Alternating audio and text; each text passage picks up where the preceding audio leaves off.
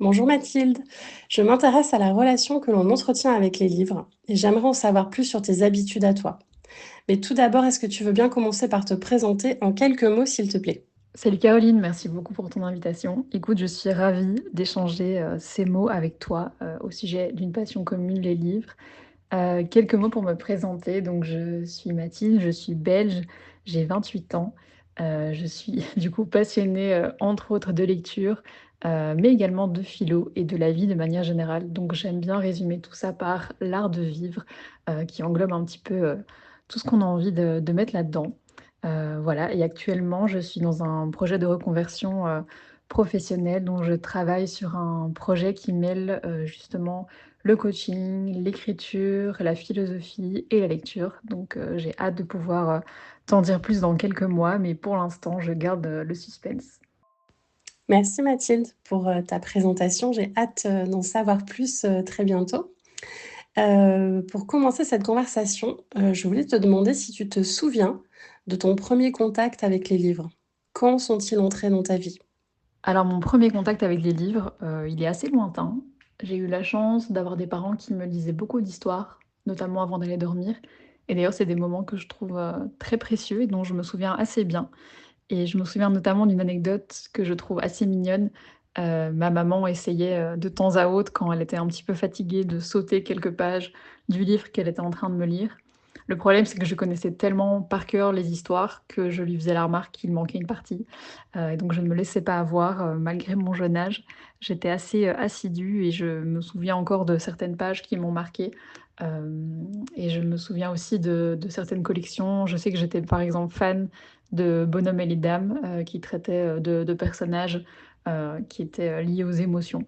Voilà, donc c'est des souvenirs assez joyeux que j'ai, en tout cas, de mes premiers contacts avec les livres. Oh, c'est drôle. Je vois très bien de quoi tu parles, ce plaisir qu'ont les enfants à réentendre encore et encore et encore la même histoire et à ne rien rater en fait du moindre détail que tu aurais pu oublier ou que tu ne lis pas de la même façon. Je vois très bien ce genre de scène. Et du coup, à la maison, chez toi, il y avait beaucoup de livres dans toutes les pièces. Tes parents aussi étaient de grands lecteurs? Alors oui, tout le monde était lecteur à la maison, mais dans des univers très distincts. Ma maman est une grande fan de policiers.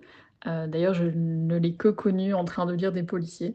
Et je suis assez admirative de sa capacité à renouveler, ses stocks et ses découvertes et à toujours trouver, de nouveaux auteurs, de nouvelles autrices qui lui parlent. Et mon papa, dans un autre registre, est un grand fan d'histoire. Donc il a énormément de livres, voilà, autour de l'histoire, notamment les 2 guerres mondiales. Donc le côté historique est aussi, très factuel et également, des livres sur la spiritualité, notamment, le bouddhisme et cetera. Et maintenant, il s'intéresse aussi à tout ce qui est un petit peu plus, santé, alternative, voilà, Hildegarde et cetera. Donc j'ai toujours baigné dans les livres, mais dans des voilà, avec des approches différentes et moi, pour le coup, j'ai retenu aucun des 2 par rapport à mes parents et j'ai développé, littéralement mes propres goûts. Oui et j'oubliais, mon papa était aussi enfin, est toujours un grand fan de BD et donc c'est vrai que quand j'étais petite, je lui piquais, beaucoup d'ouvrages, typiquement, Astérix et Obélix, les Schtroumpfs, Tintin, Jean et Pirlouit et j'adorais ça. Et c'était chouette pour moi de me dire que je partageais, une BD avec lui, qu'il avait lui-même lu en étant enfant. Mais c'est vrai qu'à l'heure actuelle, je lis beaucoup moins de BD. Je ne sais pas pourquoi, c'est un style qui me parle moins à l'heure actuelle, mais je ne sais pas pourquoi. Je devrais peut-être y retourner d'ailleurs. Ah, c'est chouette. Donc, tu avais vraiment beaucoup d'exemples de lectures très différentes, que ce soit de la lecture plaisir, de la lecture plus informative ou de recherche. Et je trouve ça, c'est super. C'est une belle ouverture en fait à la lecture. Tu as déjà eu cette chance-là. Maintenant, j'aimerais avancer un petit peu plus dans la chronologie des choses. Et jeune adulte ou adolescente peut-être, te rappelles-tu du premier livre que tu t'es acheté toute seule? Et est-ce qu'il avait un goût particulier? Est-ce que ça t'a procuré une émotion particulière? Alors j'ai malheureusement une très mauvaise mémoire, en tout cas pour ce genre de choses. Donc je ne sais pas si je vais pouvoir te citer un ouvrage précis. Par contre, je me souviens bien de la période, donc c'était, au tout début de mes études, quand j'ai eu mon premier job étudiant et un des premiers livres que j'ai dû acheter devait porter, sur le sujet de la douance, donc du haut potentiel. Voilà, parce que c'est un sujet, qui m'a beaucoup, interpellée à cette période-là. Je me posais beaucoup de questions, sur moi et sur ma façon de fonctionner, de réfléchir et si je me souviens bien, un des ouvrages s'intitulait, «L'adulte surdoué à la conquête du bonheur», rien que ça, qui était très intéressant et qui m'a pas mal aidé à identifier certaines choses. Voilà, donc ça devait être, un des premiers ouvrages que j'ai acheté, avec, mon propre argent. Ah oui, sacré ouvrage pour un premier achat en autonomie. Surtout de ton plein gré. Je veux dire que c'est pas l'école qui t'avait demandé de le lire ou c'est une lecture vraiment spontanée. Donc tu te tournais déjà vers les livres pour trouver des réponses à tes questions. C'est assez en miroir avec ta façon de lire aujourd'hui, j'ai l'impression. Et pour les lectures plutôt romans, nouvelles, ce que j'appellerais plutôt lecture plaisir en fait, comment choisis-tu tes livres? Est-ce que ce sont des recommandations? Est-ce que tu es sensible aux critiques littéraires? Est-ce que tu fonctionnes au hasard? Ou est-ce que tu te laisses séduire par les couvertures aussi? Raconte-moi, comment tu choisis tes livres? C'est une expérience, très complexe. Je dirais que de manière générale, il faut que le sujet, me parle ou m'intéresse de près ou de loin. En tout cas, que je me sente attirée par ce que le livre, souhaite proposer. Donc ça, je dirais que c'est un critère qui est valable, en toutes circonstances. Évidemment, je fonctionne fort aussi, aux recommandations, au bouche à oreille, un proche qui va me dire, qu'il a lu tel ou tel ouvrage et qu'il l'a trouvé génial. C'est sûr que ça va me donner envie, de le lire aussi. Mais je remarque que, en tout cas, quand je suis dans une librairie ou dans, voilà, un magasin de seconde main, enfin, en tout cas, que j'ai le livre en face de moi, j'apporte vraiment beaucoup, d'importance à la couverture. D'ailleurs, dans les magasins d'occasion, il y a souvent, voilà, des livres très connus qui existent, enfin, qui sont présents en plusieurs exemplaires, pas toujours des mêmes, avec les mêmes couvertures et je m'amuse à chaque fois à les comparer et à me demander quelle est la couverture la plus belle, à mon goût bien sûr et souvent je repars avec, la couverture qui me parle le plus. Parce que c'est vrai qu'on en parlera peut-être plus tard, mais j'aime bien, avoir des beaux livres parce que je trouve qu'une bibliothèque c'est quelque chose de beau et donc si je peux avoir une couverture qui me plaît, davantage, je vais, choisir ce format-là. Et bien sûr aussi le résumé sur la quatième pardon, sur la 4e de couverture, qui, clairement, peut changer la donne. Ça m'est déjà arrivé de bon, j'ai plus d'exemples comme ça, mais d'être un petit peu déçue par la 4e de couverture qui, en fait, ne me donnait pas du tout envie. Et donc j'ai passé mon chemin. Et si j'ai l'occasion, je de feuilleter le livre, ça c'est quelque chose qui est important aussi. Oh, ça, c'est vraiment un critère, on va dire, qui vient après tout le reste. Si je ne suis pas encore convaincue, alors j'ouvre le livre, je regarde un petit peu, la taille de la police, les chapitres, comment est-ce que c'est présenté, voilà, c'est aussi quelque chose qui peut rentrer dans la balance. Donc je dirais que c'est un bon melting pot de toutes ces facettes-là pour choisir un livre. Ah bah, je veux bien que l'on en parle justement. Quel rapport entretiens-tu avec l'objet livre? Je veux dire son esthétique, sa matérialité. Oui, alors c'est vrai que la question du beau, c'est quelque chose que j'aime beaucoup et ça se traduit également dans les livres. Alors, je pense que rarement la question de l'esthétique pure du livre prend, le dessus pour moi, par rapport au contenu.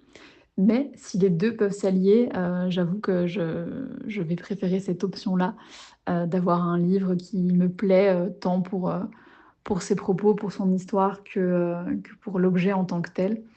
Et donc je vais évidemment être attentive, à la couverture, aux couleurs. Est-ce qu'il y a une illustration? Est-ce qu'il y a une photo?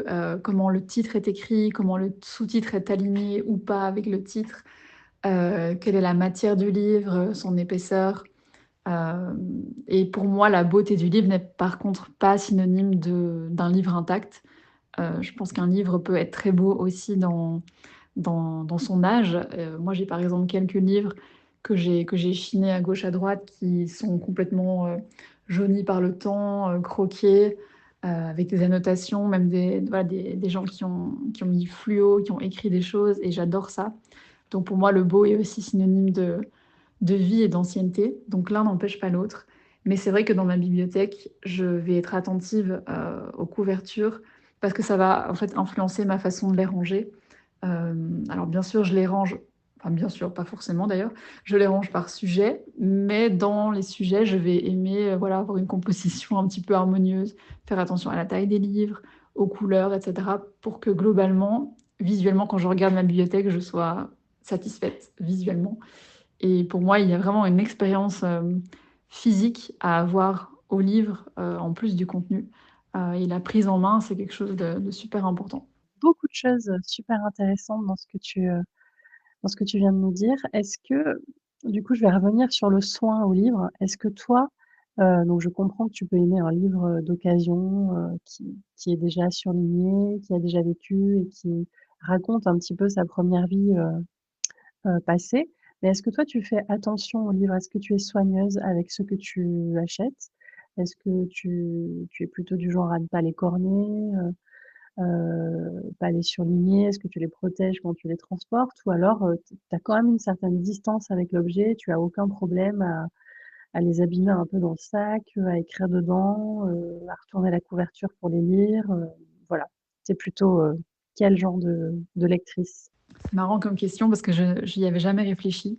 Écoute, au début, je suis une lectrice, très consciencieuse et précautionneuse, mais en fait, je me laisse très vite happer par, la réalité de la vie et mon quotidien parfois un peu chaotique, dans mon organisation.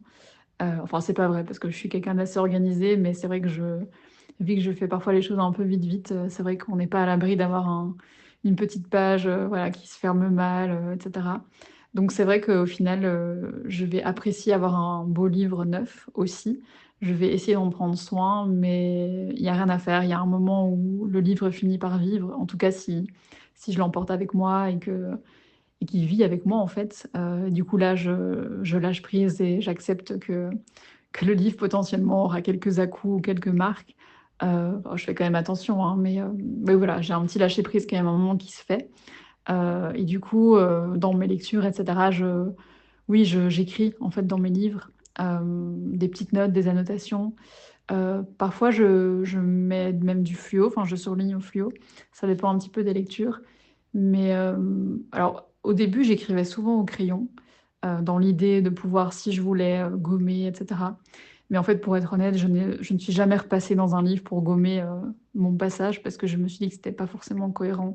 En tout cas, j'avais pas envie de gommer, ce que j'avais noté, ça n'avait pas trop de sens. Et donc du coup, maintenant, j'ose plus écrire, donc j'écris au bic, voilà.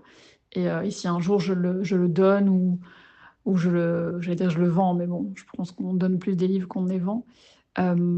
Peut-être que ça parlera à quelqu'un, en fait. Moi, j'aime bien, ça m'intrigue beaucoup, en fait, de voir les annotations de quelqu'un que je connais ou que je ne connais pas et de me dire: «Tiens, c'est marrant, c'est cette phrase qui l'a interpellé, il ou elle a souligné tel mot, pourquoi?» Et donc je me pose un petit peu des questions, en voyant ça. Mais donc pour répondre à ta question, je ne suis pas la personne la plus précautionneuse au monde avec ces livres, mais je tends à l'être un petit peu plus. C'est vrai, c'est assez intime ce qu'on peut noter en marge d'un livre. Et est-ce que tu prêtes facilement tes livres ou pas? Eh bien, en toute honnêteté, non, je ne les prête pas facilement. C'est vrai que j'y tiens beaucoup et avec du recul, je me rends compte que je n'ai pas eu tant l'occasion que ça de prêter mes livres. Ou alors j'en ai parlé lors d'une discussion et puis au final ça ne s'est pas fait. Donc je n'ai pas eu beaucoup de cas de figure où j'ai voulu prêter un livre. Le devoir est déjà, évoque déjà pas mal de choses. Non, mais j'y prête, malgré mon petit chaos interne, j'y tiens beaucoup.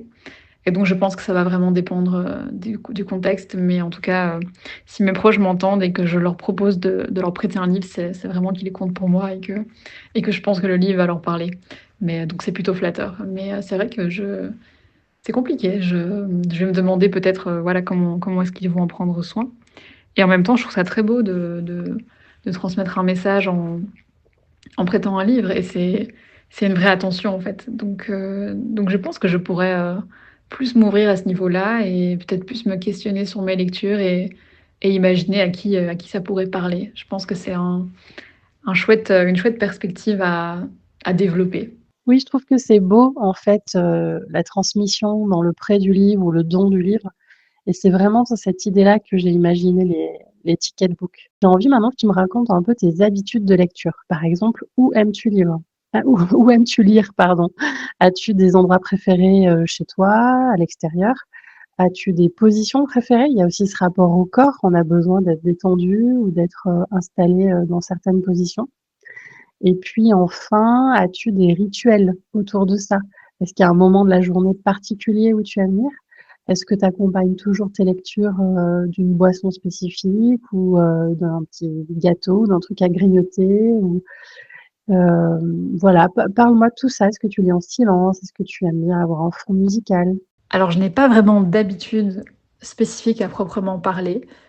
Quand j'étais plus jeune, enfant, dès que j'avais du temps, je lisais. C'était quelque chose de très spontané et j'essaye, de retrouver cette spontané dans mon quotidien en termes de lecture, aujourd'hui. C'est vraiment quelque chose qui est très important pour moi parce que quand j'ai commencé mes études universitaires et mes premières années, dans la vie active, la lecture s'est vraiment retrouvée au dernier plan de toutes mes activités et ça m'a rendue assez triste et assez frustrée. Donc plus concrètement, en fait, je me retrouvais à lire dans mon lit, le soir juste avant d'aller dormir, sauf que la fatigue de la journée faisait que je n'arrivais pas du tout à avoir une lecture active. En plus, c'était surtout des ouvrages, autour de la philo, donc il y avait beaucoup de frustration parce que je n'arrivais pas à être, déjà dans le moment présent, ni à retenir des choses. Et donc je me suis butée pendant plusieurs années à me confronter à ça et à essayer d'en retirer quelque chose, mais ça n'a jamais vraiment abouti. Et maintenant que j'ai plus de temps, dans ma vie, je prends plus de temps, mais j'ai aussi plus de temps, je redécouvre la lecture aussi en journée et je dois dire que c'est assez, c'est vraiment chouette. Je peux lire le matin, je peux lire l'après-midi, mais vraiment la lecture le matin, j'apprécie beaucoup parce que je suis, du coup pleinement éveillée, et je trouve que j'ai pas encore eu le temps de me laisser happer par, voilà des énergies, des infos et cetera et je me sens, plus connectée au moment présent. Donc j'essaye en tout cas de me libérer du temps le matin, si je peux et alors en termes de consommation, de boissons ou de nourriture, non pas spécifiquement. Ce que j'aime bien faire maintenant quand ce sont des lectures, voilà, plus actives où je prends des notes, j'aime bien me mettre à mon bureau. Ça, c'est vraiment pour les lectures plus, allez, un peu plus intellectuelles, si je peux dire ça comme ça. Et par contre, pour la lecture, plus plaisir, d'ailleurs, j'en ai pas beaucoup pour l'instant, donc si tu as des lectures que tu me recommandes, je les prendrai avec plaisir. Mais pour les lectures plus, plus cool, on peut dire ça comme ça, ouais, j'aime bien être dans mon fauteuil, dans mon lit le soir, sur la plage, en vacances. Ça, c'est vraiment le moment, que je préfère, c'est lire en vacances parce que tous les moments sont bons pour sortir son livre. Et sinon, au quotidien, quand je prends les transports, je lis aussi. Mais je me déplace beaucoup en voiture malheureusement parce que je suis à la campagne et du coup, j'ai pas l'occasion de lire, beaucoup pendant mes trajets. Mais, voilà pour mes habitudes. Je réfléchis si je pense à autre chose, mais, non, c'est pas très ritualisé chez moi. Si je lis seule à la maison, j'aime bien mettre une petite musique d'ambiance, une petite bougie, un petit, voilà, un petit jazz ou quelque chose comme ça qui va un peu rajouter une ambiance, un peu cosy et chaleureuse, mais ça s'arrête là en termes d'habitude, ouais. Ah super, merci, merci pour ces partages, c'est vrai que tu dis que tu as pas de rituel, mais tu vois, on décèle quand même, certains indices d'avoir envie de prendre soin de ce moment-là. Tu parles de bougies, tu parles de lecture active, de concentration et c'est assez intéressant parce que ça veut dire que tu lis pas, juste pour passer le temps, en fait. Tu vas chercher quelque chose, c'est une sorte de nourriture, la lecture. Enfin, j'ai l'impression que pour toi, ça relève, beaucoup de ça. Est-ce que du coup, tu as l'impression, quand tu te plonges dans tes lectures, qu'elles soient plaisir ou plus, recherche, est-ce que tu as l'impression de t'extraire un peu du monde, d'échapper, de t'échapper un petit peu de la vie autour de toi? Alors oui et non, je pense que la lecture a effectivement un pouvoir d'évasion qui est non négligeable, qui est très, très important. Mais autant le moment que je vais prendre, me fait un petit peu sortir du quotidien, autant les lectures que je vais faire, les ouvrages que je vais lire ont tendance à me connecter encore plus à la réalité du monde dans lequel on vit. J'entends par là que, je lis beaucoup de choses qui en fait, fournissent des grilles de lecture, des réflexions sur le monde dans lequel on vit de manière générale. Et donc dans un sens, quand je lis ça, je m'évade pas vraiment, je me pose encore plus de questions. Mais c'est quelque chose que je cherche. Donc en tout cas, en ce qui me concerne, je vais pas, je ne m'évade pas complètement.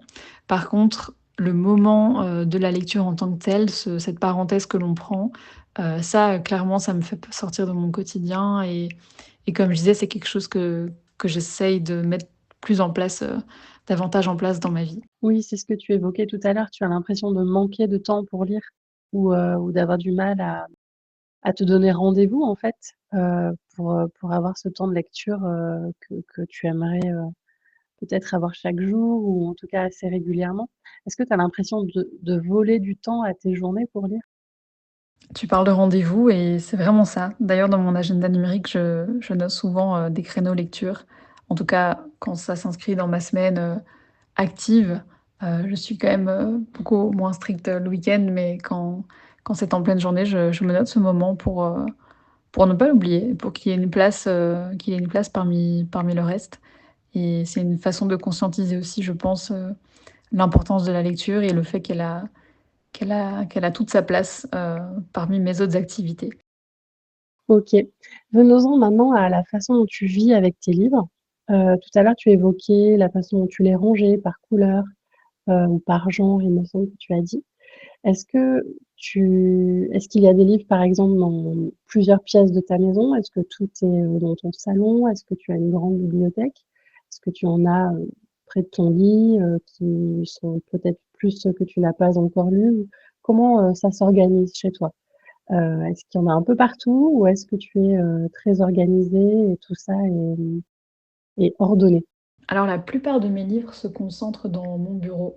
J'ai une étagère, mi-haute qui doit faire, 1,20 m de long, donc plutôt de façon horizontale, donc la plupart des livres sont regroupés là.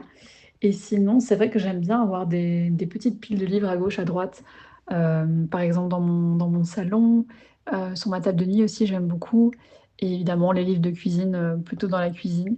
Mais donc j'aime bien avoir un endroit un petit peu central où je sais que je vais retrouver, quasi tous les ouvrages et sinon, j'ai des petites piles qui se créent au fil du temps, mais il y a pas vraiment d'organisation, c'est pas la pile de livres à lire et la pile de livres lus, pas du tout.